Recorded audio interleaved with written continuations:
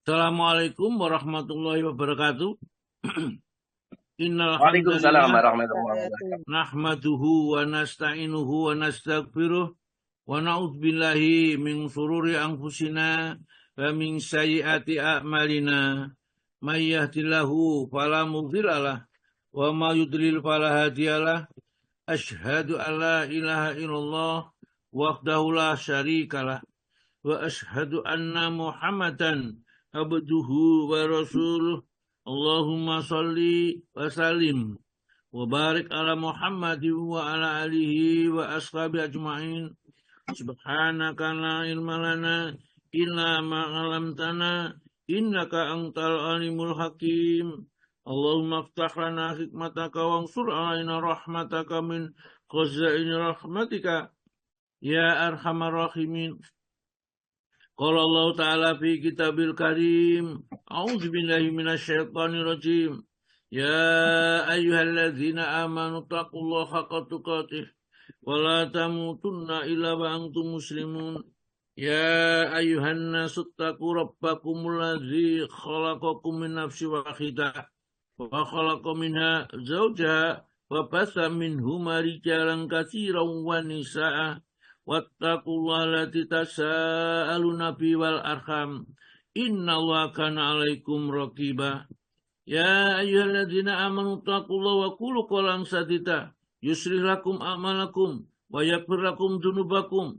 Wa may yuti'illaha wa rasulahu faqad faza fawzan 'azima.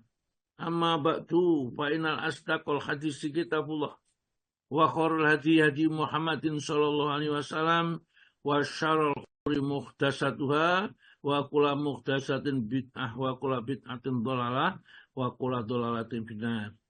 Dan ibu sekalian jamaah Asifah yang dirahmati oleh Allah, alhamdulillah Allah senantiasa memilih hamba-hamba yang calon penghuni-penghuni surga yang disayang oleh Allah ini dengan diberi tanda tatkala di dunia patuh taat kepada perintahnya dan senantiasa menjauhi apa yang menjadikan Allah murka tentang amalan itu. Nah, hari ini kita dikumpulkan di majelis ilmu, majelis taklim. Ini karena maksiat yang tertinggi di hadapan Allah nanti, yang paling dibenci maksiat itu adalah kebodohan. Karena dengan kebodohan tidak bisa menyembah Tuhannya, nggak kenal Tuhannya. Coba aja orang Kristen itu, Kristen Ortodok aja, Kristen Nasrani, ya, ada apa, Kristen yang namanya Katolik dan lain-lainnya. Itu masalah Tuhannya sampai sekarang itu belum selesai, menjadi pertikaian terus satu sama lain, sama-sama Kristennya sama-sama Tuhan. Ada yang Yesus itu Tuhan, yang utusan dan macam-macam. Kita gampang umat Islam itu fa in tanaza'tum bisai'in farudhu ilallahi wa rasulihi. Kalau berselisih tentang sesuatu masalah agama kok nggak sama, kembalikan kepada Al-Quran dan as-sunnah yaitu Rasul. In kuntum tu'minuna billahi wal yaumil akhir. Kalau kamu beriman. Jadi kalau sudah kita beriman, kita berbeda, kita lihat Quran dan hadisnya sudah siap, kita ikuti Quran. Jadi tidak mungkin umat Islam ini akan berbeda masalah usul. Paling yang berbeda masalah huruf, masalah cabang-cabang saja yang tidak menentukan atau yang tidak mengharuskan kita akan jatuh tergelincir ke neraka. Tapi kalau usulnya, pokoknya ketuhanan misalnya, beda Tuhannya sudah lain, kitabnya sudah beda. Seperti kita dengan Syiah, Qurannya aja beda. Quran kita aja cuma dianggap sepertiga kalau oleh orang Syiah itu, ya. Maka dari itu kita tidak bisa sama dengan mereka, ya. Mengingkari Al-Quran ya kafir. Maka tidak salah ada sebagian mengatakan Syiah itu kelompok kafir, mengingkari Al-Quran. Karena Al-Quran katanya ini cuma sepertiga, dan Quran yang nanti 2/3-nya lah, 3 kali Al-Quran kita ini nanti nanti yang lebih baik, yang lebih banyak, dan seterusnya. Berarti dia tidak percaya dengan Al-Quran ini. Ya kita pura-pura saja sekarang. Masih ada di dalam imannya. Maka hati-hati kita di dunia ini. Jangan terpancing kepada hal-hal yang seperti, pelajari dulu. Dan jangan kita mencela. Saya itu sampai memberi buku itu, judulnya adalah bukunya Golongan Paham dan Aliran yang Sesat. Ada paham yang sesat, ada aliran yang sesat. diterangkan di situ menurut penelitian seorang ulama Hartono Ahmad Saiz bukunya ya terlihat aja nanti di sana diterangkan semua bagaimana kesesatan sisi Ainyu, di mana letak sesatnya ya, di mana letak salahnya diterangkan semua ya. Karena mereka itu biasanya bertakiyah ya, bertakiyah itu pura-pura berdosa berdosa karena dia masih sedikit, kita itu sama ini ya. Padahal nanti kalau kita orang-orang Ahlussunnah dibantai oleh mereka ya. Mereka mengkafirkan para sahabat yang dekat dengan Nabi. Abu Bakar dan Umar itu yang makamnya ada di samping Nabi dianggap murtad, dianggap kafir. Siti Aisyah dicela ya. Aneh seperti itu ya tidak mungkinlah kita bisa bersinergi dengan mereka, itu tidak mungkin. Oleh karena itu nanti di sini Pak Stikom itu sebelum kita masuk pada bab zikir ya, ini nanti dari Pak Tomo kita akan membahas kedudukan Islam ya, kedudukan sholat, kedudukan sholat dalam Islam dan keistimewaan sholat di dalam kedudukan dan keistimewaan ini di buku ensiklopedia sholat. Oleh karena itulah Pak Istiqom nanti yang saya suruh baca, karena yang ada, yang tahu saya adalah Pak Istiqom yang punya bukunya. Jilidnya jilid 1, halamannya 171. Ya nanti kita baca. Dan supaya kita tahu ya yang sesuai dengan ini. Namun sebelum itu baiklah dibaca surat Al-Quran dulu supaya tidak tertinggal baca Al-Quran. Monggo Bu dibaca dulu Al-Quran surat Jum'ah ya. Karena kita pedomannya Al-Quran, kita jangan sampai Al-Quran ditinggalkan. Kita mengerti, memahami Al-Quran yang kita miliki ini. Monggo dibaca. Ya, Ustaz.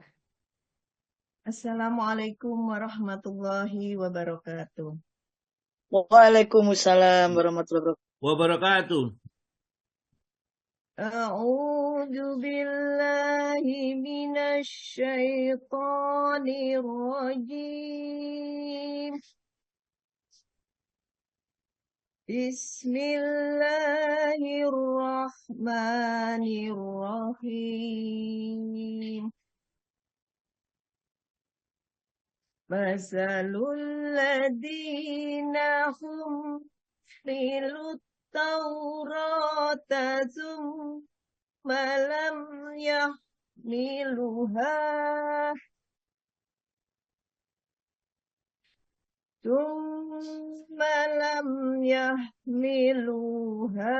kamasalil himariyah milu asfara.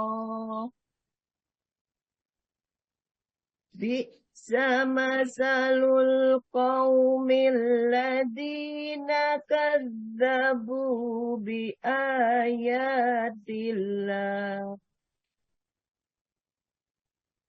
Wallahu la yahdil qaumadh dhalimin. Qul ya ayyuhalladzina hadu in za'amtum annakum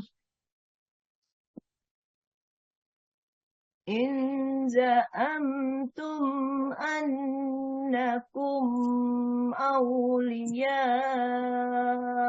lillahi min dunin nas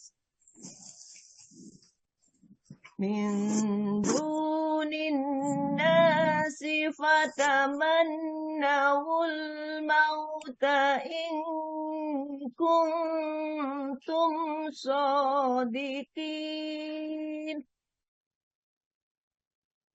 wala yatamannawnahu abadan bima qaddamat aydihim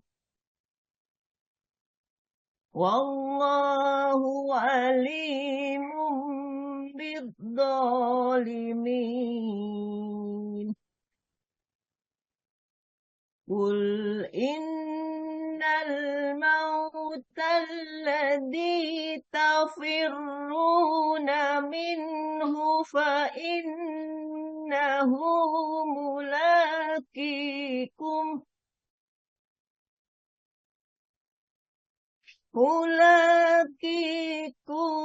ثم تردون إلى عالم الغيب والشهادة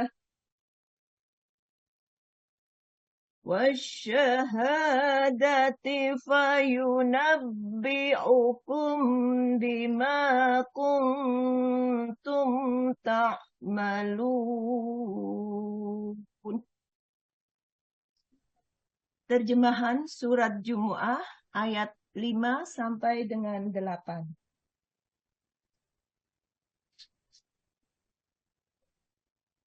Aku berlindung kepada Allah dari godaan syaitan yang terkutuk, dengan menyebut nama Allah yang Maha Pengasih lagi Maha Penyayang.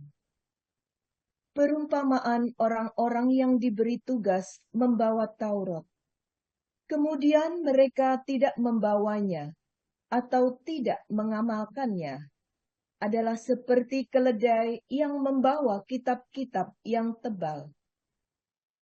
Sangat buruk perumpamaan kaum yang mendustakan ayat-ayat Allah. Dan Allah tidak memberi petunjuk kepada orang-orang yang zalim. Katakanlah Muhammad, wahai orang-orang Yahudi, jika kamu mengira bahwa kamulah kekasih Allah, bukan orang-orang yang lain, maka harapkanlah kematianmu jika kamu orang yang benar.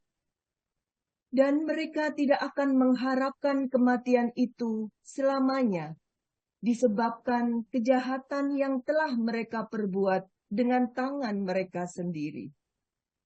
Dan Allah Maha mengetahui orang-orang yang zalim.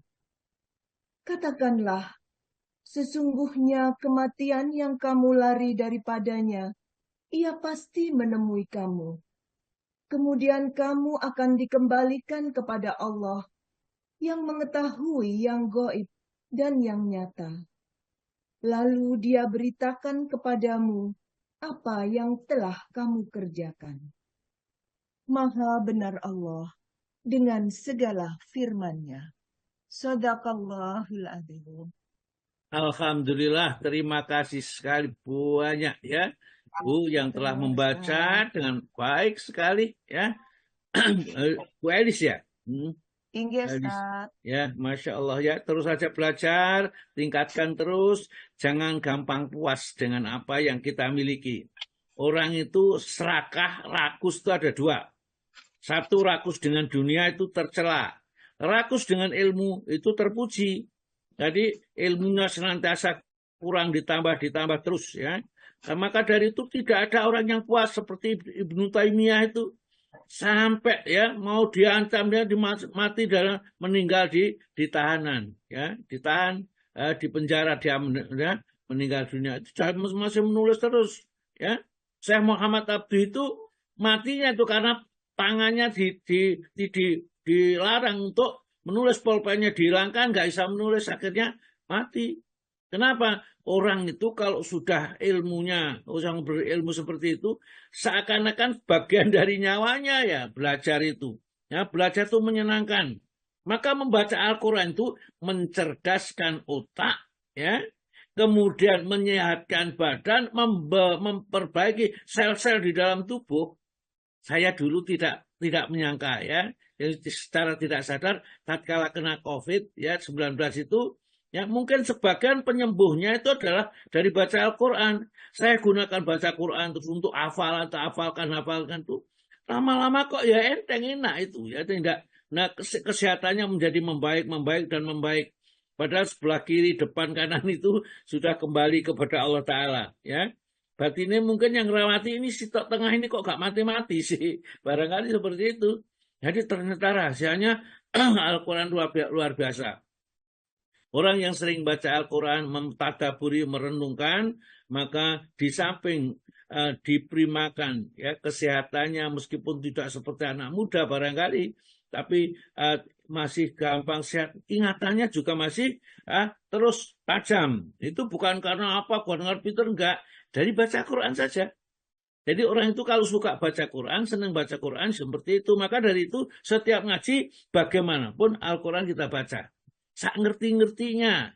Ya, karena Al-Quran itu diterjemahkan, ditafsirkan oleh orang misalnya tingkat Ustadz Abdul Somad, tingkat Ustadz Adi Hidayat, dan tingkat soal yang lain, itu mempunyai ciri-ciri lain-lain. Ya.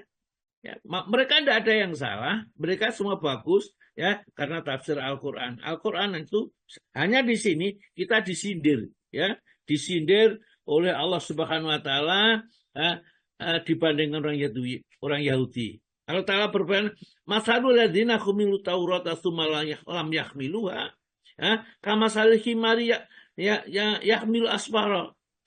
Ya, Allah Subhanahu wa Ta'ala berfirman untuk mencaci orang-orang Yahudi yang diberi Taurat. Sebenarnya yang dicaci ini orang Yahudi yang sudah diberi Taurat, mereka nggak ngerti isi Tauratnya, itu nggak ngerti.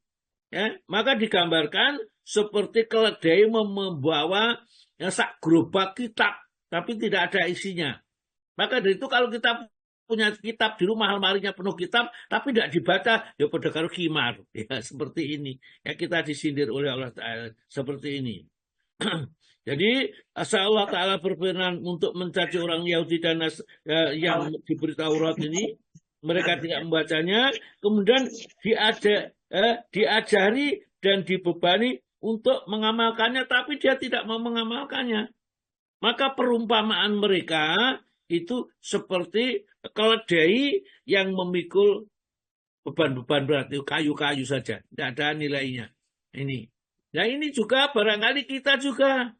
Kita itu sudah Qur'annya ini ngerti ini, tapi nggak ngerti isinya. Barangkali kita disindir oleh Allah ini. Ya, masalul ladzina, perumpamaan orang-orang yang ya humilut Taurata, dia mengambil, membawa Taurat, ya kita, ya.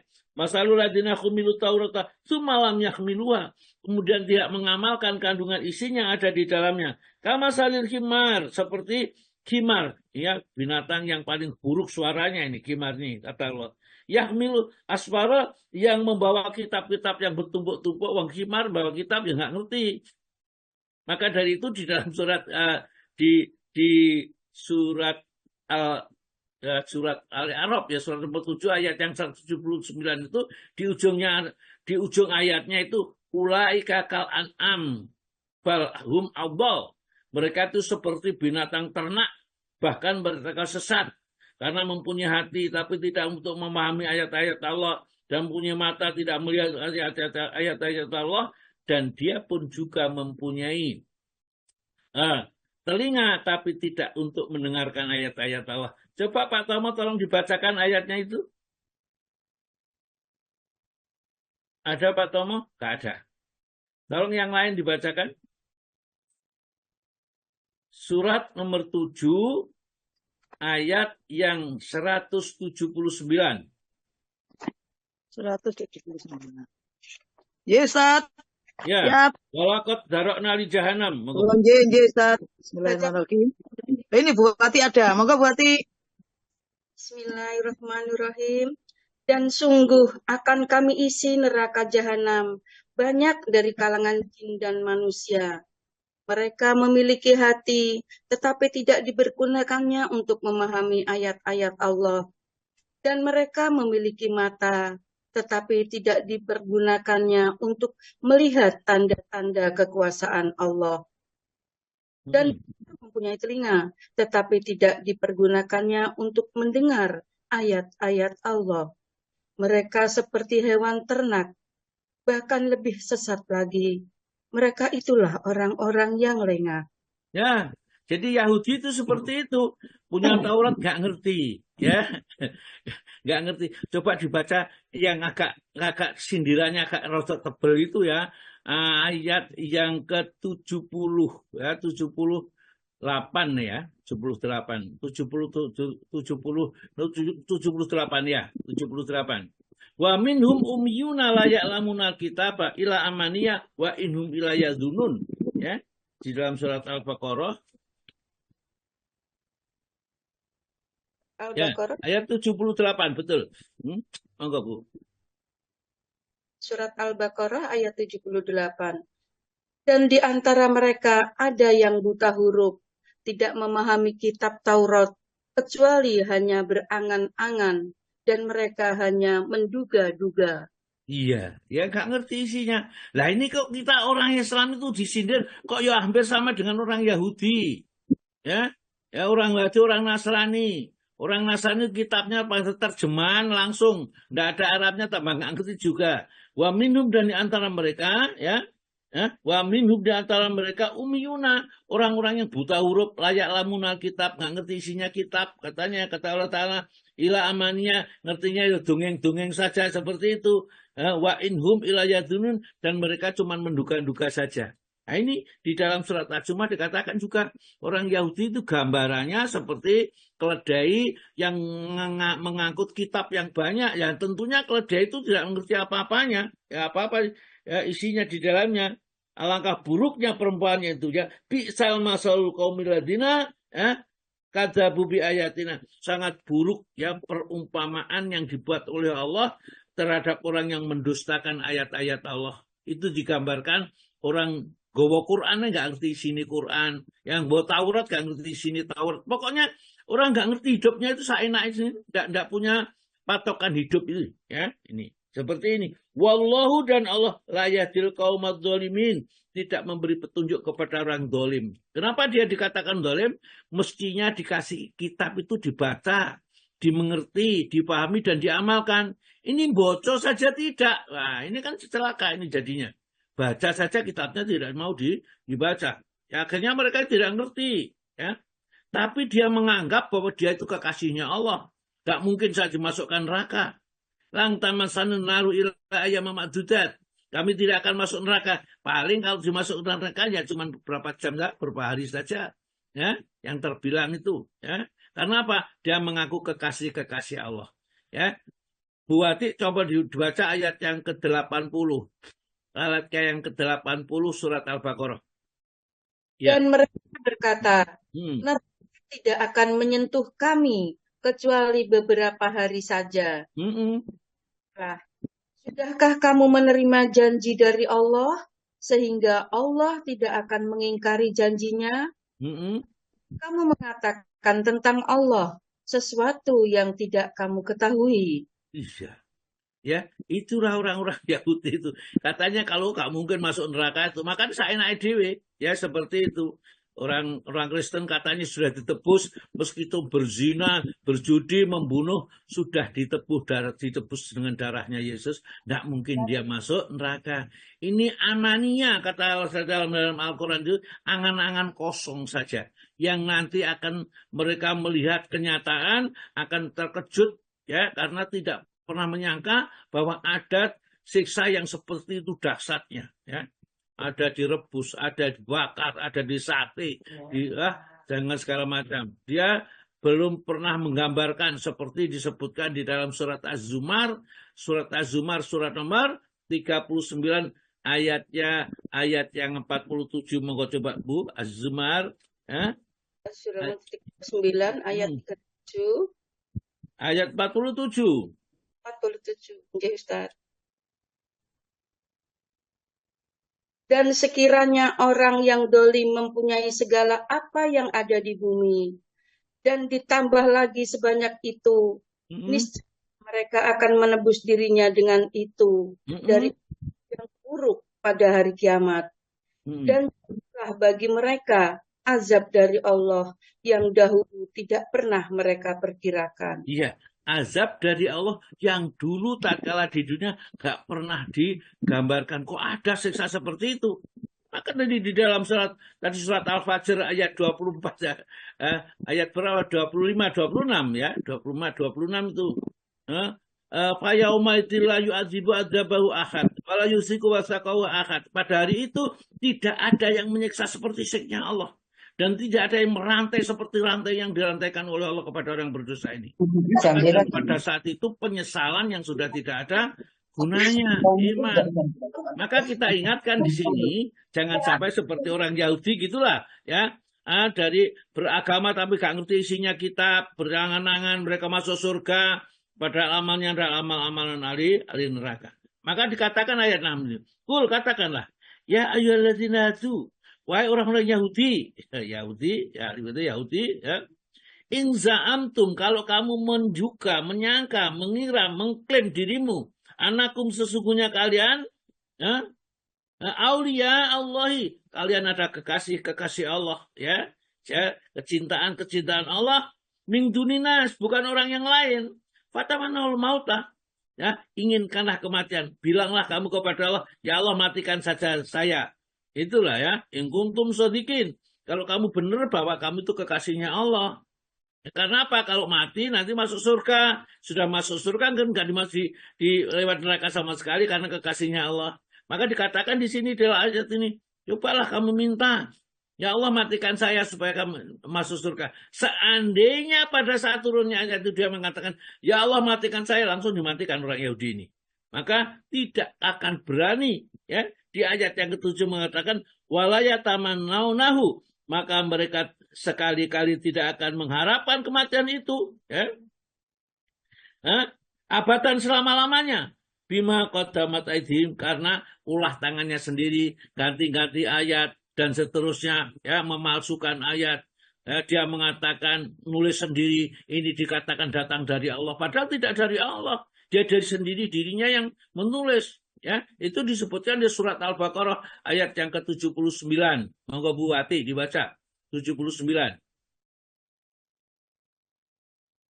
70. Celakalah orang-orang yang menulis dengan tangannya. Celakalah maka kecelakaan yang besarlah bagi orang-orang yang menulis Alkitab dengan tangan mereka sendiri. Lalu dikatakannya ini dari Allah dengan untuk memperoleh keuntungan yang sedikit dengan perbuatan itu. Maka kecelakaan besarlah bagi mereka akibat dari apa yang ditulis oleh tangan mereka sendiri. Iya. Dan kecelakaan besarlah bagi mereka akibat dari apa yang mereka kerjakan. Jadi kitab-kitab yang ditulis Taurat, Injil, sekarang yang ada sekarang itu bukan wahyu dari Allah. Itu tulisan karang-karang mereka, terus mereka katakan ini datang dari Allah. Maka disindir oleh Allah di dalam surat Al-Baqarah ayat 79 kayak begitu. Celaka. Ini orang yang menulis. Jadi kita mereka, maka dari itu penuh pertentangan antara kitab ini, antara ini ya. Ya, bertentangan. Ya, banyak pertentangan. Tapi Al-Quran tantang. Ya. Kalau Al-Quran ini seandainya bukan datang dari Allah, kamu pasti akan mendapatkan banyak pertentangan di dalam Al-Quran. Tapi sampai sekarang pun tidak ada yang menemukan satu atau dua ayat yang bertentangan dengan yang lain. Bahkan bertentangan dengan akal tidak ada. Itu menunjukkan Al-Quran memang datang dari Allah. Maka kita beriman dengan Al-Quran adalah manusia pilihan Allah. Ya. Karena tidak mungkin bisa menjadi orang itu yang tidak dikehendaki hidayah oleh Allah, berat menerima Islam ini. Tapi kalau dikehendaki baik oleh Allah Ta'ala, begitu diterangkan Islam diterima. Ya. Di dalam surat nomor 6 ayat 125. Maka surat nomor 6 ayat 125.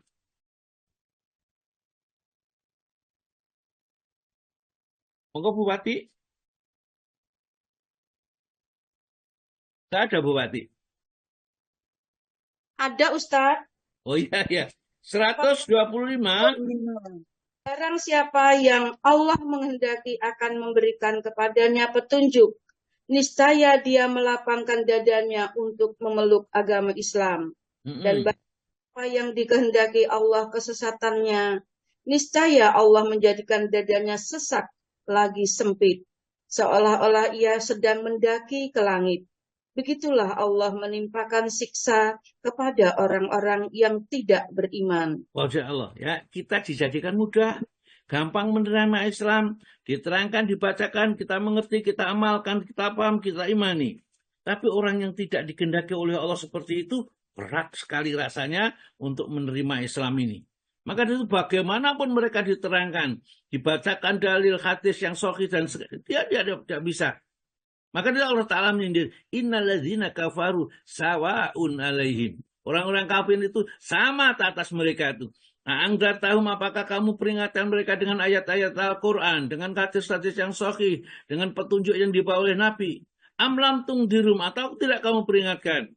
La yu'minun, imannya tidak akan bergeming, tidak akan berubah, karena sudah dinas bahwa dia nanti penghuni neraka. Seperti tadi surat Al-Imran, surat Al-A'raf 179. Walaqad zara'na li jahannama katsiran minal insi wal jinni lahum qulubun la yafqahuna biha wa lahum ayunun la yubsiruna biha wa lahum adhanun la yasma'una biha. Ya. Sungguh sudah aku jadikan isi neraka jahanam itu sudah saya siapkan banyak dari golongan jin dan manusia. Mereka cirinya apa? Hatinya. Mereka punya hati tapi tidak bisa memahami ayat-ayat Allah. Punya mata tetapi tidak pernah digunakan untuk melihat juga ayat-ayat Allah. Enggak tahu mendapatnya baca Quran, tidak tahu. Tidak pernah. Hatinya tidak pernah juga memahami Al-Quran yang diterangkan oleh Allah Ta'ala. Walahum adunun. Adhanun, dan mereka punya telinga layas ma'una biha. Enggak mau mendengarkan kalau bodoh kuping, enggak mau. Bodoh kuping itu tidak mau. Ya. Ini bahayanya ya. Ulaika kal an'am. Mereka itu seperti binatang ternak. Bahum adol, bahkan mereka itu lebih sesat dari binatang ternak. Ya. Mudah-mudahan kita diselamatkan oleh Allah Ta'ala. Maka dari itu ayat yang ke-7 menyatakan walayataman nahu, ya. Sekali-kali mereka tiadakan mengharapkan kematian itu selama-lamanya abadan. Bima qadamat aidihim, karena perbuatan tangan mereka memalsukan Al-Qur'an ini. Kitab Taurat mereka itu. Wallahu alimun bizzalimin, dan Allah Maha mengetahui kepada orang yang berbuat zalim. Seperti itu. Di ayat yang ke-7 ditutup oleh Allah Ta'ala ayat 8 ini. Kul, katakan wahai Rasul. Innal mauta, sesungguhnya kematian itu. Alladzi tafiruna minhu, yang setiap seorang di antara kalian itu selalu lari daripada kematian. Siapapun di antara kita kalau ditawari mati dan hidup, lebih baik hidup. Meskipun kalau zaman mati dikasih katakan 10 juta atau 100 juta bakal 1 M, ya enggak mau lah. Tapi mati ya enggak mau. Ya lebih baik ya, hidup aja. Meskipun nanti juga akan mati. Jadi Allah Ta'ala mengatakan, innal mautal ladzi tafiruna minhu, sesungguhnya kematian yang kamu selalu lari daripadanya itu, fa innahu, maka sesungguhnya kematian itu mulakikum, pasti akan menjemput kalian di mana saja. Ada kadang-kadang pagi, siang, petang, dan kadang malam, kadang-kadang tatkala sakit, tatkala tidak pakai sakit, dan seterusnya itu. Kalau sudah mati bagaimana, kata Allah Ta'ala? Summa turadduna, kemudian kamu dikembalikan ila alimul ghaib, kepada yang mengetahui yang ghaib, yaitu Allah Subhanahu wa Ta'ala wa syahada, dan yang syahid, yang terang-terangan. Ya. Fa yunabbi'ukum bima kuntum ta'malun, kemudian kalau sudah dikembalikan kepada Allah, Allah akan memberitahu kepadanya apa saja yang pernah kamu lakukan tatkala di dunia. Nah, inilah apakah kita sudah persiapkan. Baca ayat surat Jum'ah, ayat 8 itu kalau bisa dihafalkan. Surat Jum'ah, kalau tidak bisa ya pokoknya ngerti artinya dulu. Dan diusahakan. Orang kalau mau ngerti Al-Quran memang harus dihafalkan. Tidak mungkin kita mengerti Al-Quran mengkosong kalau mereka itu tidak hafal Quran, kemudian kita mengerti. Ya paling-paling sekedar kira-kira saja. Lamat-lamat begitu. Tapi kalau kita ngerti dengan pasti, kita hafal, maka insya Allah Ta'ala mau menanamkan kepada hati kita pemahaman Al-Quran. Baik, kita lanjut ya. Kita lanjut dulu dengan ini Pak, dengan kitab ini Pak Istiqom nih yang punya kitab ini ya. Istiqom siap dulu. Ustaz. Ensiklopedia Salat menurut halaman Al-Quran dan 171. Siap. Halaman 171 tentang kedudukan salat dalam Islam. Dalam Islam, salat mempunyai kedudukan yang sangat agung. Di antara hal-hal yang menunjukkan tingkat urgensi dan kedudukannya yang agung sebagai berikut. 1. Salat merupakan tiang agama, yang agama tidak dapat berdiri tegak tanpanya. Di dalam hadis Mu'adz radhiyallahu an disebutkan bahwa Nabi SAW pernah bersabda, yang artinya, pokok segala urusan adalah Islam dan tiangnya adalah salat, dan puncaknya adalah jihad. Jika tiang itu roboh, akan runtuh pula bangunan yang ada di atasnya. Iya, itulah ya hebatnya sholat itu. Kalau orang itu sholatnya sudah gak karuan, gak jelas sholatnya, gak ngerti caranya, ngawur gitu, sudah gak akan ada kebaikan pada dirinya itu. Semua amal yang dikerjakan tidak ada yang diterima karena sholatnya gak jelas, ya, gak mengikuti tuntunan yang benar. Yang kedua, sholat merupakan amal yang pertama kali dihisab pada hari kiamat kelak. Rusak dan tidaknya amal perbuatannya itu tergantung pada rusak atau tidaknya sholat yang dikerjakannya. Dari Anas bin Malik radhiyallahu anhu, Nabi SAW bersabda, yang artinya amalan yang pertama kali dihisab dari seorang pada hari kiamat kelak adalah sholat. Jika sholatnya itu baik, akan baik pula seluruh amalnya. Dan jika rusak sholatnya itu, akan rusak pula seluruh amal perbuatannya. Ya, perhatikan Nabi itu mengatakan sholat sebagai barometer. Sholatnya baik, yang lainnya dianggap baik. Karena sholat itu tanha anil fahsya'i wal munkar. Maka kalau baik, ya baik. Kalau nggak baik, jelas yang lain tidak baik. Terus, Pak. Dalam riwayat lain disebutkan, perkara yang pertama kali ditanyakan kepada seorang hamba pada hari kiamat kelak adalah dilihat dulu sholatnya.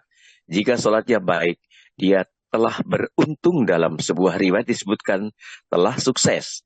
Dan jika sholatnya rusak, dia telah gagal dan merugi. Ya, sholatnya itu maka harus hati-hati. Kenapa sholat itu diulang-ulang, diterangkan berkali-kali, ya, ditekankan. Karena sholat itu penting. Sudah berkali-kali diterangkan saja masih nggak memperhatikan, masih juga seenaknya sholatnya terlambat, bahkan ya tidak mau mengerjakan di masjid, di rumah saja masih ketinggalan masuk waktu yang lain. Saya sholatnya seperti itu, amburadul. Maka siap-siap nanti di akhirat bahwa sholat seperti itu amalnya akan berantakan, tidak dinilai oleh Allah Ta'ala. Ya, walanuki mulahum yaumal kiamati wazna. Di hari kiamat nanti tidak ditimbang seluruh amalnya karena sholatnya rusak. Ya, terus Pak, yang ketiga. Belum, masih lanjutan yang dari Tamim Ad-Dairi radhiyallahu anhu dengan status marfu, artinya perkara yang pertama kali dihisab dari seorang pada hari kiamat kelak adalah sholatnya. Jika sholatnya itu dikerjakan dengan sempurna, akan ditetapkan sempurna baginya. Jika tidak disempurnakannya, Allah Azza wa Jalla akan berkata kepada malaikatnya, lihatlah, apakah kalian mendapatkan pada hamba-hambaku itu amalan-amalan sunnah, sehingga kalian dapat menyempurnakan amalan wajibnya dengan amalan sunnah tersebut. Demikian pula zakat. Selanjutnya amal-amal perbuatan itu dihisab berdasarkan hal tersebut. Ya, ini keuntungannya. Jadi besok sholatnya dihisab, dihitung. Oh, ternyata dari 100 sholat yang mestinya dikerjakan, dia hanya mengerjakan 86. Berarti masih ada 14 sholat yang cacat, yang tidak diterima, atau masih rusak, itu pahalanya tidak sempurna. Maka Allah Ta'ala yang Maha Pengasih dan Penyayang ngasih, memberi kesempatan. Coba sih para malaikat lihat, apakah dia pernah mengerjakan sholat sunnah, sholat tahiyatul masjid, ya, sholat qobliyah, ba'diyah, sholat duha, sholat malam, ya, dan lain-lain. Apa mengerjakan itu? Kalau ingin mengerjakan itu, pilih yang terbaik dari perbuatan amalan sunnah berupa sholat itu, tambalkan untuk sholat fardunya, sehingga tertutup semua menjadi baik, yang akhirnya nanti dianggap baik seluruhnya. Demikian juga zakat. Ya, zakat itu dihitung. Kalau nggak mau zakatnya kurang, lah, ternyata hitungannya kurang, maka dilihat apakah orang itu pernah bersedekah, ya, pernah membantu menolong orang lain dengan ikhlas karena Allah. Kalau ada itu pahalanya itu ditumpukkan, ada ditutupkan kepada zakatnya. Demikian juga amal-amal fardu yang lain, itu puasa misalnya. Puasa juga begitu. Puasa fardu Ramadannya sempurna enggak? Kalau ada yang enggak sempurna, maka dilihat adakah puasa sunnah. Kalau sudah puasa sunnah ada, maka disempurnakan. Yang fardu yang kurang sempurna ditambah juga diganti dengan puasa sunnah. Itulah karena kasih sayang Allah Subhanahu wa Ta'ala kepada kita. Kalau sudah sempurna, bagaimana puasa sunnahnya? Untuk meningkatkan derajat-derajat di surga bagi mereka yang amal baiknya banyak, ya, sementara dia tidak berbuat maksiat atau tidak ada maksiat yang dilakukan, atau maksiat yang dilakukan cuman kecil-kecil saja yang diampuni oleh Allah dengan zikir, sholat, puasa dan puasa sunnah. Terus, ya. Oke, nomor 3. Urgensi sholat yang ketiga, sholat merupakan amalan agama yang paling terakhir hilang. Oleh karena itu, jika sholat hilang dari agama, tidak ada lagi tersisa dari agama. Dari Abu Umamah dengan status marfu, artinya ikatan-ikatan Islam itu akan lepas seikat demi seikat. Setiap kali ikatan itu lepas, maka umat manusia akan berpegangan pada ikatan berikutnya. Dan yang pertama kali terlepas adalah hukum, sedang yang terakhir lepas adalah sholat. Terus? Dalam sebuah riwayat melalui jalan yang lain disebutkan yang artinya, yang pertama kali dihilangkan dari umat manusia adalah amanat, dan yang tersisa paling akhir adalah sholat. Berapa banyak orang yang mengerjakan sholat, namun tidak ada kebaikan di dalam dirinya sama sekali. Jadi disitulah, ya, organisasi sholat itu maka akan hilang. Pertama kali hukum, ya, yang orang tuh mulai mengabaikan hukum yang haram, diabaikan, yang ini diabaikan. Yang terakhir nanti sholat, ya. Kalau sudah sholatnya tidak dikerjakan sudah habis, ya, keislamannya sudah tidak ada. Dan kalau sholat pun juga hanya sekedar patung saja yang bergerak, ya, itu juga sholat yang tidak ada nilainya, diancam oleh Allah. Fawailul musallin alladzina hum an sholatihim sahun. Ya, celaka bagi orang-orang yang sholat kok lalai, nggak ingat Allah, yang diingat dagangannya, diingat ininya, sehingga kadang-kadang nggak tahu ini sudah sampai berapa rakaat atau apa saja ini. Dan itu terus-menerus seperti itu, tidak berjuang untuk memperbaikinya. Yang keempat, sholat merupakan terakhir yang diwasiatkan Nabi Shallallahu Alaihi Wasallam kepada umatnya.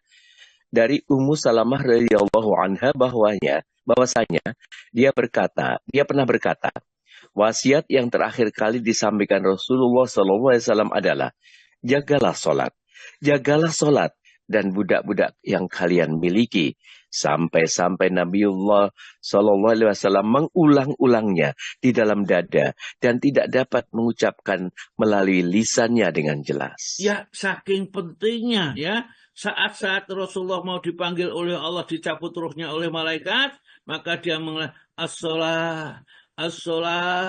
as-sholah wa ma malakat aimanukum. Jagalah sholat karena sholat ini menjadi intinya keselamatan nanti di akhirat kelak.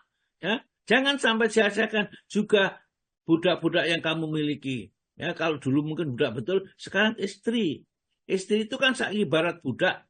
Jadi kalau sudah kita jadi istrinya, dia akan melayani apapun maunya si suami. Ya, ini tidak boleh kita sembarangan, tidak boleh kita memperlakukan seorang istri dengan perlakuan yang semena-mena. Ya, ini malakat amanukum, dan budak-budak yang kamu miliki, yaitu istrinya. Ya, ini saking pentingnya untuk menjaga sholat sampai tidak begitu terdengar suaranya. Ya, cuma ada di dada saja tatkala Rasulullah meninggal dunia. Saking pentingnya sholat. Loh, begini kita kok masih mengabaikan sholat, seenaknya mengerjakan sholat itu. Terus kita mau apa? Di akhirat mau surganya siapa yang dimasuki orang-orang yang sholatnya seenaknya sendiri? Padahal Rasulullah itu sudah berjanji, ya, Allah Ta'ala berjanji siapa yang mengerjakan sholat dengan sebaik dan sempurna mungkin dan tidak meremehkan hak sholat, hak rukuknya, tumakninah dan lain-lainnya, maka Allah janji akan pasti memasukkan surga. Tapi bagi mereka yang mengerjakan sholat seenaknya sendiri, bahkan tidak mengerjakan sholat barangkali, maka janjinya Allah dicabut. Kalau sudah begitu, terserah Allah. Mau meninsa disiksanya, kalau mau diampuninya. Itu urusannya Allah. Janjinya dicabut. Yang kelima, monggo Pak. Urgensi sholat yang kelima, Allah memuji orang-orang yang mengerjakannya dan mereka yang menyuruh keluarganya mengerjakannya. Allah berfirman yang artinya, dan ceritakanlah hai Muhammad kepada mereka kisah Ismail yang tersebut di dalam Al-Quran. Sesungguhnya dia adalah seorang yang benar janjinya, dan dia adalah seorang Rasul dan Nabi. Dan dia menyuruh keluarganya untuk sholat dan menunaikan zakat. Dan dia adalah seorang yang diridhai Allah di sisi Rabb-nya. Quran Surat Maryam ayat 54 dan 55. Inilah Al-Quran yang benar. Kadang diceritakan oleh orang tentang Nabi Ismail itu katanya anaknya budaknya pelacur dan lain-lainnya itu ada di dalam cerita-cerita kitab-kitab itu ya seperti itu. Allah Ta'ala mengatakan wadhkuru fil kitabi, dan sebutlah, ceritakanlah di dalam kitab itu wahai Rasul Ismail, tentang Nabi Ismail alaihissalam yang putranya Nabi Ibrahim yang pertama ini. Inau sesungguhnya dia Ismail itu karena sodikon wakti adalah orang yang sangat jujur janjinya, sangat benar janjinya. Wakana rasulan nabiyah, dan dia adalah rasul dan nabi. Wakana dan Nabi Ismail itu ya'muru ahlahu memerintahkan keluarganya, mengajak keluarganya bisolati mengerjakan sholat. Berarti kita pun juga harus mengingatkan kalau ada keluarga kita yang belum sholat atau tidak sholat, diingatkan itu. Wa zakata, dan menunaikan zakat. Wa kana inda rabbihi mardiyah, dan Nabi Ismail itu di sisi Allah orang yang sangat diridhoi karena mengerjakan sholat, memerintahkan keluarga sholat, membayar zakat, dan memerintahkan keturunannya membayar zakat. Yang kedua, yang keenam, urgensi sholat yang keenam, Allah mencela orang-orang yang mengabaikan sholat dan malas mengerjakannya. Allah berfirman dalam Quran Surat Maryam ayat 59 yang artinya, maka datanglah sesudah mereka pengganti yang jelek yang menyia-nyiakan sholat dan memperturutkan hawa nafsunya, maka kelak mereka akan menemui kesesatan. Allah Azza wa Jalla juga berfirman dalam Surat An-Nisa ayat 142 yang artinya, sesungguhnya orang-orang munafik itu menipu Allah, dan Allah akan membalas tipuan mereka. Dan apabila mereka berdiri untuk sholat, mereka berdiri dengan malas. Mereka bermaksud riya dengan sholat di hadapan manusia. Dan tidaklah mereka menyebut nama Allah, kecuali sedikit sekali. Jadi orang yang sholatnya nggak jelas, nggak karu-karuan, itu munafik gitu. Innal munafiqina, sesungguhnya orang-orang munafik itu yukhadi'un Allah, menipu Allah. Ya sholat, karena sholat itu mestinya untuk Allah, tapi pikirannya tidak Allah. Nah, tatkala sholat itu dia merancang pekerjaan, tatkala sholat itu dia merencanakan sesuatu. Innal munafiqina yukhadi'un Allah wa huwa khadi'uhum, dan dia Allah nanti akan menipu mereka. Artinya mereka di akhirat tidak mendapat pahala sama sekali, tapi ditunjukkan seandainya sholatmu benar dulu di dunia, ini pahalanya, ini surganya, ini tempatnya. Dia hampir masuk di tempat itu, ya, maka ditarik oleh malaikat. Bukan, kamu sholatnya tidak benar, tidak seperti itu. Tempatmu di sana di neraka. Maka dilemparkanlah dia di neraka. Ini yang disebut wa huwa khadi'uhum. Wa idza qamu ila sholati, kalau mereka berdiri untuk mengerjakan sholat. Qaumuku salam, mereka sholat berdiri namun malas sekali, ya, tidak ada semangat untuk mengerjakan taat kepada Allah Ta'ala ini. Yura'unan nas, mereka ingin dilihat manusia sebagai orang yang ahli sholat ini. Walayat kurunallah, mereka tidak ingat kepada Allah tatkala sholat, ila qalilan, kecuali sedikit sekali. Masya Allah, dicela sama Allah Ta'ala. Maka yang ketujuh, Pak. Urgensi sholat yang ketujuh, sholat merupakan rukun sekaligus tiang Islam yang sangat penting setelah dua kalimat syahadat. Dari Abdullah bin Umar radhiyallahu anhuma, dan Nabi SAW beliau bersabda, Islam itu ditegakkan atas 5 perkara, bersaksi bahwa tidak ada ilah selain Allah, dan Muhammad adalah Rasulullah, mendirikan sholat, menunaikan zakat, berpuasa di bulan Ramadan, dan beribadah haji ke Baitullah. Ya, bagus sekali. Terus 8, langsung itu sudah. Yang ke-8, di antara bukti yang menunjukkan keagungan sholat adalah bahwa Allah Ta'ala tidak memerintahkan pelaksanaannya di bumi melalui perantara Jibril, melainkan Allah mewajibkan sholat itu langsung dan tanpa perantara pada malam Isra di langit lapis ke-7. Saking pentingnya sholat, Allah Ta'ala tidak memerintahkan malaikat Jibril, Jibril ini perintahkan umat mau sholat caranya begini, enggak. Langsung Rasulullah dipanggil saja. Ya, dan saking cintanya dengan sholat itu, perintahnya tidak sholat 5 waktu, tapi 50 waktu itu saking cintanya Allah kepada orang yang sholat ini. Namun Ya, beratnya kata Nabi Musa kalau kita umatnya itu suruh 50 waktu. Bani Israel ada males disuruh sholat lebih kecil dari itu males, maka akhirnya dikot sama Allah Ta'ala tinggal sholat 5 waktu dalam pelaksanaan, dalam pahala sama dengan sholat 50 waktu. Maka terus dibaca Pak. Urgensi yang ke-9 pada awalnya. Sholat itu diwajibkan sebanyak 50 sholat. Itu menunjukkan kecintaan Allah kepada sholat itu sendiri. Kemudian Allah Azza wa Jalla meringankan bagi hamba-hambanya dengan hanya mewajibkan 5 sholat saja dalam 1 hari 1 malam. Dengan kedudukan 50 dalam kedudukan 50 dalam timbangan dan 5 dalam pelaksanaan, itu jelas menunjukkan ketinggian posisinya. Ya, 50 dalam timbangan, artinya pahalanya itu sama dengan orang sholat 50 kali, dalam pelaksanaan cuma 5 kali saja. Inilah saking sayangnya kepada umat Muhammad, kepada kita semua ini. Loh kok kita itu sholat kok enggak begitu sergap itu. Terus apa mau kita itu loh di hadapan Allah ini. Kita mau surga, kita mau enak, kita tidak mau masuk neraka. Tapi disuruh sholat masih seenaknya sendiri. Terus ibadah apa? Ya sedekah juga malas, infak juga tidak suka. Sholat saja sudah. Ya, seperti itu. Coba kita pikir dengan diri kita sendiri. Marilah kita sadar sebelum disadarkan oleh malaikat Zabaniyah. Ya. Malaikat Zabaniyah itu malaikat juru siksa. Yang tukang menyiksa orang-orang di neraka itu Zabaniyah.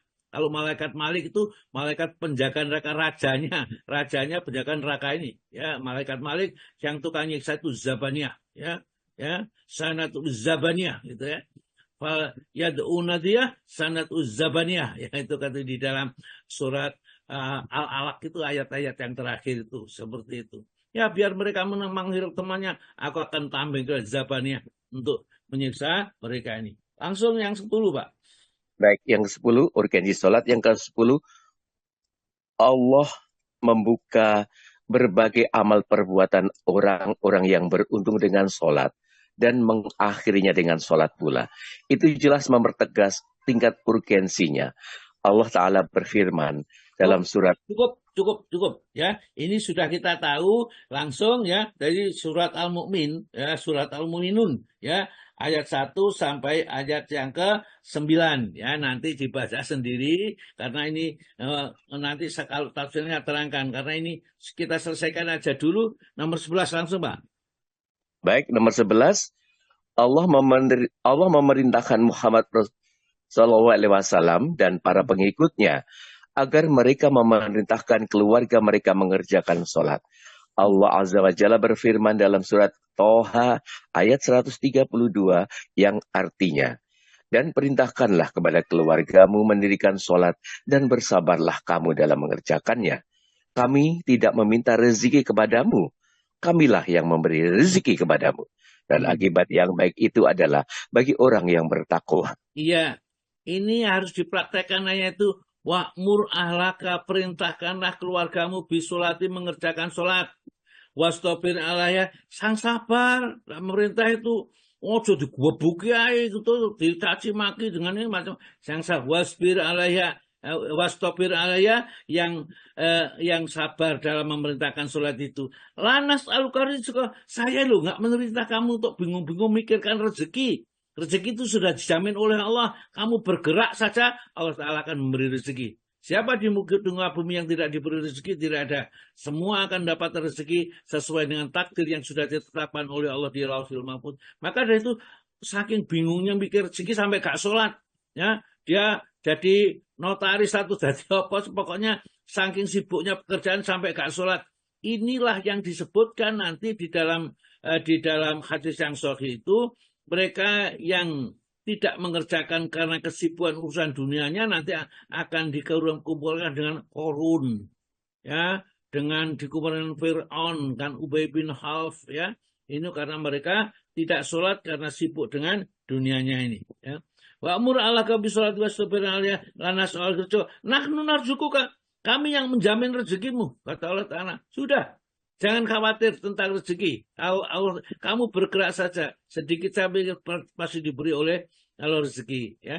Coba kalau kita ingat sekarang ini, kita sekarang masih di sini, rezeki kita itu dijamin sama Allah. Nggak ada yang tidak makan nanti, ya, semua diberi makan.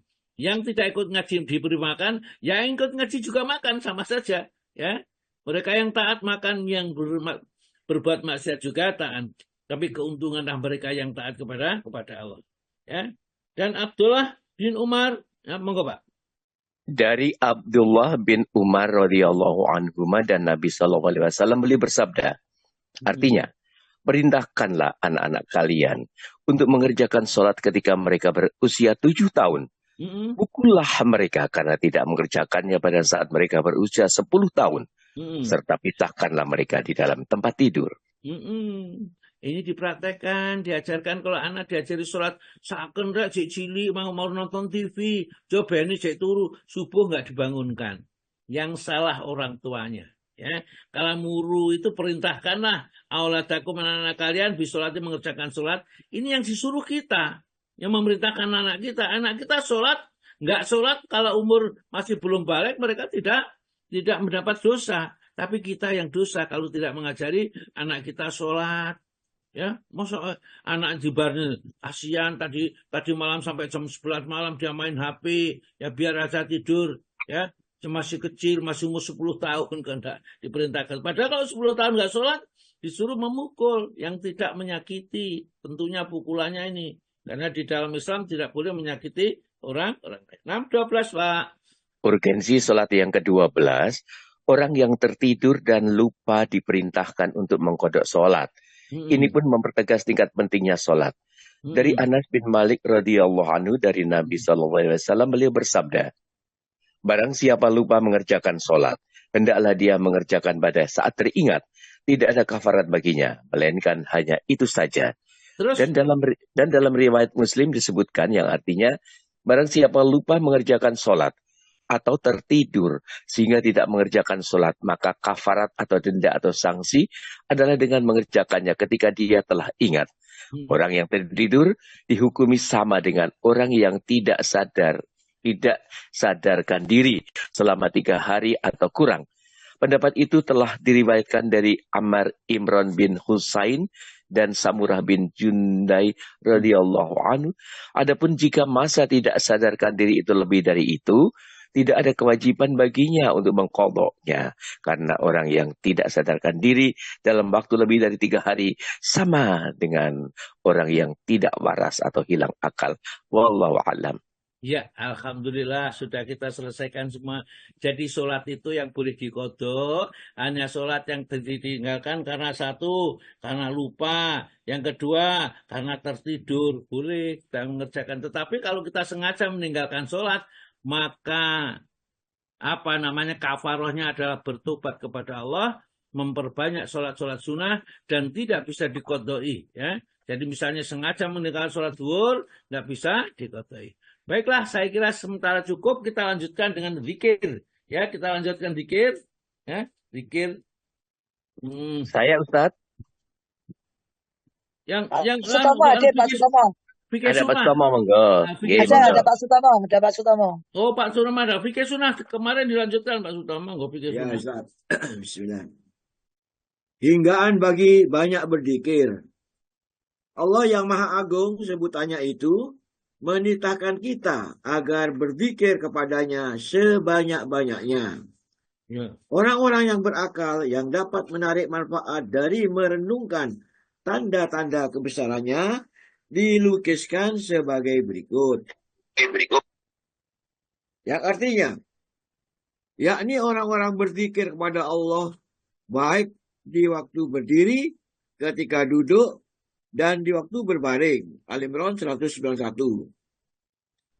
Dan firman-Nya pula Al-Ahzab 35, dan terhadap orang-orang yang banyak berzikir kepada Allah, baik laki-laki maupun wanita, Allah menyediakan keampunan dan pahala yang besar. Ya. Terus? Menurut Mujahid, tidak dapat dikatakan banyak berzikir kecuali bila seseorang itu berzikir kepada Allah baik di waktu berdiri, duduk, dan berbaring. Ya. Terus? Dan ketika Ibnu Salah ditanya mengenai sampai berapa jumlahnya seseorang itu dikatakan banyak berzikir, maka dijawabnya, ialah jika seseorang itu terus-menerus menyebut zikir-zikir baik siang maupun malam, pagi atau petang, dalam saat-saat dan keadaan yang beraneka ragam. Ya, jadi banyak berzikir kata Allah, waladzina yadhkurunallaha qiyaman. Ya, orang yang berzikir kepada Allah dalam keadaan berdiri, wa qu'udan, dan dalam keadaan duduk, wa ala junubin, dan dalam keadaan selalu berzikir kepada Allah. Hanya saja zikir ini, apakah harus baca subhanallah, alhamdulillah, la ilaha illallah, wallahu akbar? Tidak. Apakah harus baca Al-Quran? Tidak. Ternyata zikir itu semua apa saja yang mengingatkan kita kepada Allah, namanya zikir.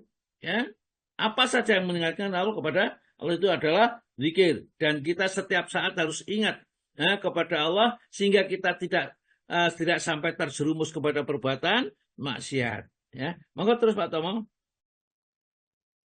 Dan berkata pula Ali bin Abi Thalib menceritakan ucapan Ibnu Abbas radhiyallahu mengenai ayat-ayat tersebut di atas.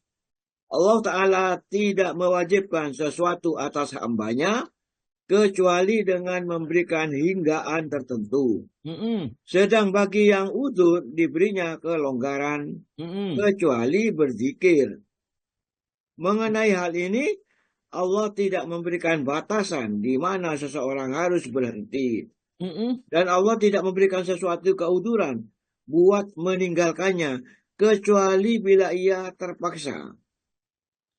Firman-Nya, berzikirlah kepada Allah dikala berdiri, di waktu duduk, dan waktu berbaring, baik siang maupun malam, di daratan maupun di lautan, di waktu mukim atau sedang bepergian, ketika kaya atau miskin, sehat atau sakit, secara sembunyi-sembunyi atau terang-terangan, pendeknya dalam keadaan apapun juga. Ya, jadi firman Allah itu dalam hadis qudsi ini, insya Allah itu ya. Jadi karena saya tidak temukan di dalam Al-Quran ayat, mungkin kalau yang teman ini, kalau enggak ya hadis qudsi ini.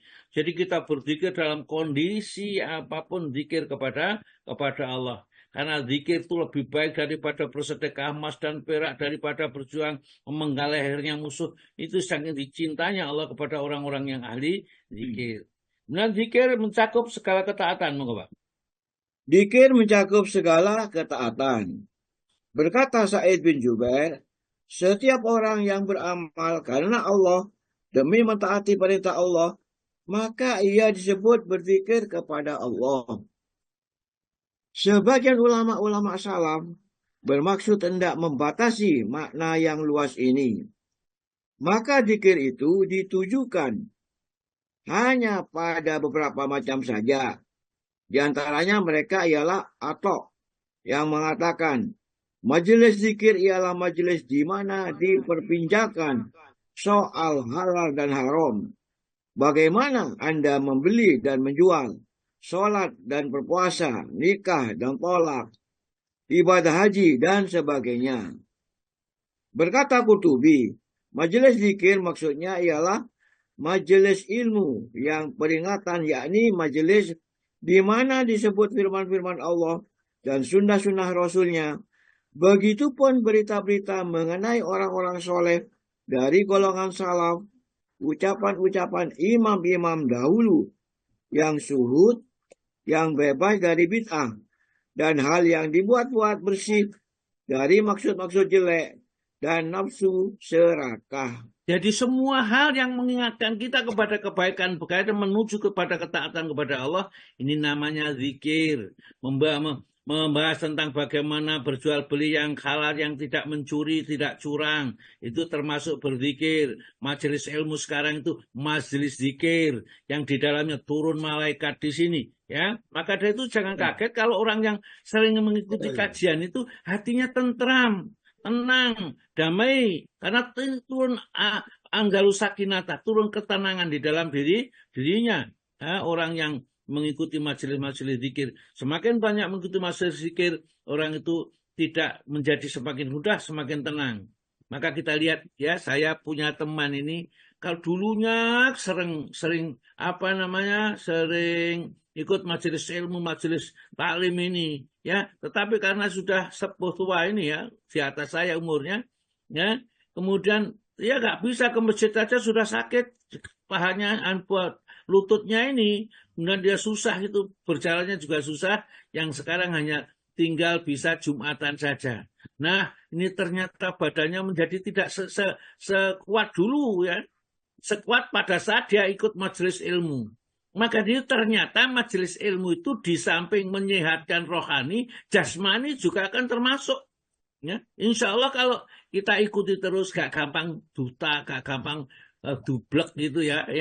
Maka doanya yang dibaca Nabi yang selalu saya baca ini, yang penting sebelum meninggal itu jangan sampai dicabut pendengaran, penglihatan dan kekuatan supaya kita tetap diberikan kenikmatan seperti itu sampai Allah memanggil kita nanti di akhirat. Terus Pak, ada berzikir. Ada berzikir.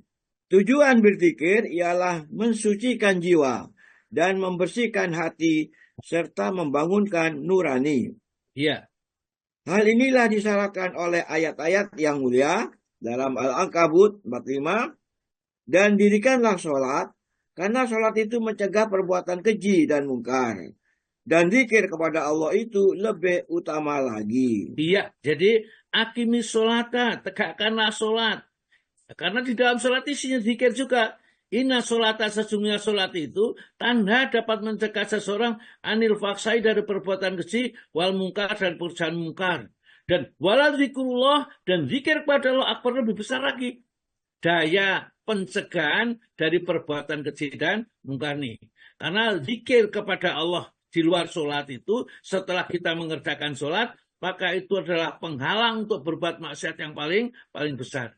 Maka jangan tinggal kalau bisa zikir. Ya, jadi 2 kalimat yang ringan diucapkan di lidah dan berat di timbangan adalah Subhanallah wa bihamdi, Subhanallahil azim. Terus dibaca.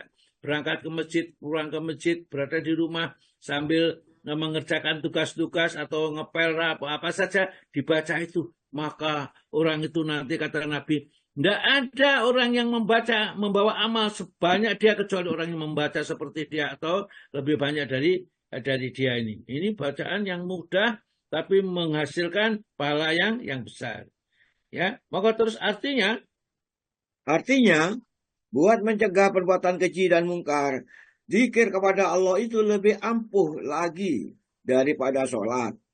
Sebabnya ialah karena orang-orang yang berzikir itu demi hatinya terbuka terhadap Tuhannya dan lidahnya lancar menyebutnya, maka Allah akan mengirimkan cahayanya sehingga keimanannya akan bertambah, keyakinannya akan berlipat ganda. Dengan demikian hatinya akan aman, tentram, dan puas menerima kebenaran. Sebagaimana firman-Nya dalam surat Ar-Ra'd ayat 28, yaitu orang-orang yang beriman dan hati mereka aman, tentram dengan zikir kepada Allah. Dan ingatlah dengan zikir kepada Allah itu, maka hati pun akan merasa aman dan tentram.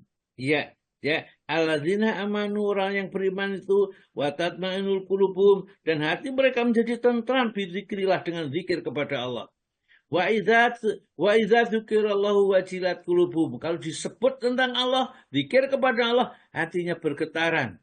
Tapi setelah itu tenang, sumatalinu qulubuhum wajuluduhum, kemudian hati dan kulitnya menjadi tenang, damai lagi. Ya, setelah sekian lama gundah gulana dengan zikir kepada Allah, maka banyak-banyak berzikir akan menenangkan jiwa. Terus Pak. Dan jika hati telah puas dan lega menerima kebenaran, maka ia akan menghadapkan perhatian kepada contoh teladan yang lebih tinggi dan akan berusaha berbuat mencapainya tanpa dapat dihalangi oleh godaan-godaan nafsu atau oleh rongrongan syahwat.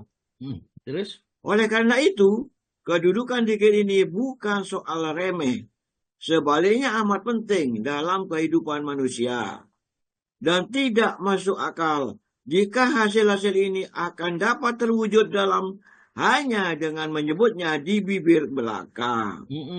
Karena gerakan lidah itu sedikit sekali faedahnya bila tidak cocok dengan sejalan dengan hati. Dan Allah telah memberikan bimbingan mengenai tata tertib yang harus dituruti seseorang bila ia sedang berzikir. Maka firman-Nya, Dan berzikirlah kepada Tuhanmu dalam hatimu dengan merendahkan diri dan tanpa mengeraskan suaramu, baik di pagi maupun di petang hari, dan janganlah kamu termasuk orang-orang yang lalai. Al-A'raf 205. Iya. Wadhkur rabbaka fi nafsika. Berzikirlah kepada Allah. Ingatlah Allah fi nafsika di dalam hatimu, di dalam dirimu. Jangan kita mengucapkan dengan lidah saja kosong, tidak ada apa-apanya. Maka ucapan-ucapan seperti sedikit sekali pengaruhnya pada diri dari diri manusia. Maka zikir dan tadharu'an wa khifatan, dengan merendahkan diri dan rasa takut kepada Allah, wa dunal jari minal qauli, tidak keras-keras. Bantu-bantu, wow, udah begitu ya. Agama kita tidak mengerjakan yang seperti itu. Mengerjakannya adalah dengan rasa takut ya, dan dengan rasa rendah diri, rendah hati ini ya. Bil gudwi wal asal, di dalam pagi dan petang, wala takum minal ghafilin. Jangan sampai kan menjadi orang yang lalai tatkala zikir kepada Allah Subhanahu wa taala. Terus Pak, ayat tersebut memberi pertanda bahwa zikir itu disunahkan secara sir. Artinya dengan tidak mengeraskan suara. Rasulullah SAW pernah mendengar segolongan manusia yang berdoa dengan suara keras dalam salah satu perjalanan. Maka sabdanya, wahai manusia, pelan-pelanlah dalam bersuara, karena kamu tidaklah menyeru orang yang tuli atau di tempat yang jauh. Yang kamu seru itu adalah Maha mendengar, lagi Maha dekat. Baik lebih dekat lagi, bahkan lebih dekat lagi kepadamu dari leher kendaraanmu. Masya Allah. Rasulullah mengenal betul sama Allah. Jadi tatkala orang itu mengerjakan kesalahan, berdoa dengan suara keras, langsung ditegur. Jangan keras-keras.